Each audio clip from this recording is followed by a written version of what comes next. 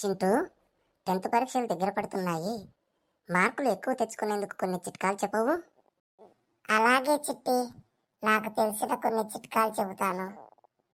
First one, modal auxiliary plus have. కాస్త వివరంగా చెప్పవు ప్లీజ్. మోడల్ ఆక్సిలరీస్ 13 ఉన్నాయి కదా. Shall, should, will, would, can, could, may, might, must, used to, ought to, needn't, daren't. వీటి తరువాత have forms వాడాలంటే ఖచ్చితంగా హ్యావే వాడాలి. హ్యాజ్, హ్యాడ్ రానే రావు. దీన్ని బాగా గుర్తుపెట్టుకుంటే మనకి ఎడిటింగ్లో కూడా ఇది ఉపయోగపడుతుంది. For example, shall have, will have, would have, must have, needn't have, used to have. అంతే కదూ? శబాష్, యు కాట్ ద పాయింట్. ఇక సెకండ్ వన్ ఏమంటే, మోడల్ ఆక్సిలరీ తర్వాత వర్బ్ వాడాల్సి వస్తే, అంటే మెయిన్ వర్బ్ వాడాల్సి వస్తే V1 ఫామ్లో ఉండే వర్బ్ మాత్రమే వాడాలి. ఉదాహరణకు, shall write, would write, needn't write, used to write, et cetera. నువ్వు చెప్పినట్లు ఇది ఎడిటింగ్లో బాగా ఉపయోగపడుతుంది. తర్వాత వాక్యాలు స్పష్టంగా కరెక్ట్గా వ్రాయడానికి కూడా ఉపయోగపడుతుంది. భలే భలే. ఇక మూడోదేంటమ్మా? చెబుతా, తొందరపడకు.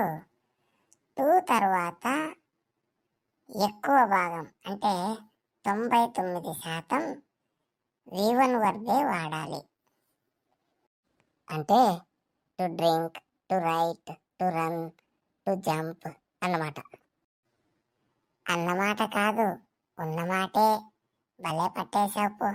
To drank, to wrote, to spoke రావన్నమాట. అవునవును. ఇక ఫోర్త్ పాయింట్ ఏమంటే, సెంటెన్స్లో మెయిన్ వర్బ్ ఉన్నప్పుడు దాని నుంచి క్వశ్చన్ తయారు చేయాలనుకున్నప్పుడు కరెస్పాండింగ్ డూ ఫార్మ్స్ తీసుకోవాలి. అంటే ప్రెజెంట్ టెన్స్లో ఉంటే డూ, డస్ ప్లస్ V1 అని, పాస్ట్ టెన్స్లో ఉంటే డిడ్ ప్లస్ V1 అని తీసుకోవాల్సి ఉంటుంది. ఈ రూల్ను గుర్తుపెట్టుకుంటే ప్రశ్నల తయారీలో బాగా ఉపయోగపడుతుంది. ఎన్నో విషయాలు చెప్పావు. థ్యాంక్స్ రా అన్నయ్య.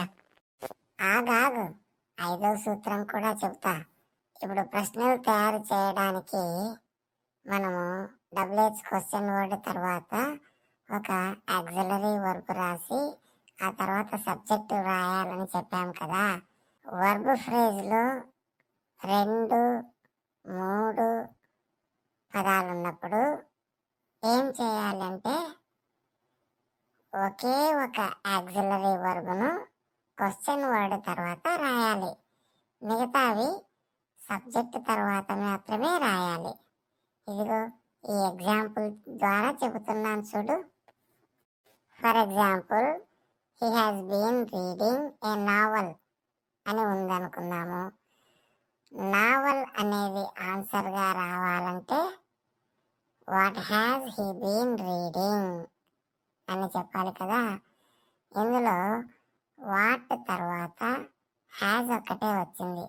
తర్వాత సబ్జెక్టు, ఆ తర్వాత 2 పదాలు అంటే వర్బులోని 2 పదాలు వచ్చాయి. గమనించావా?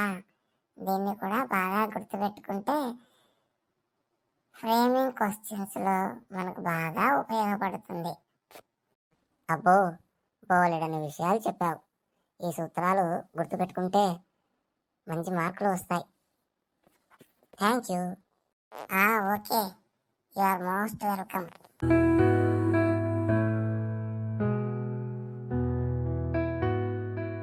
Please subscribe to my channel.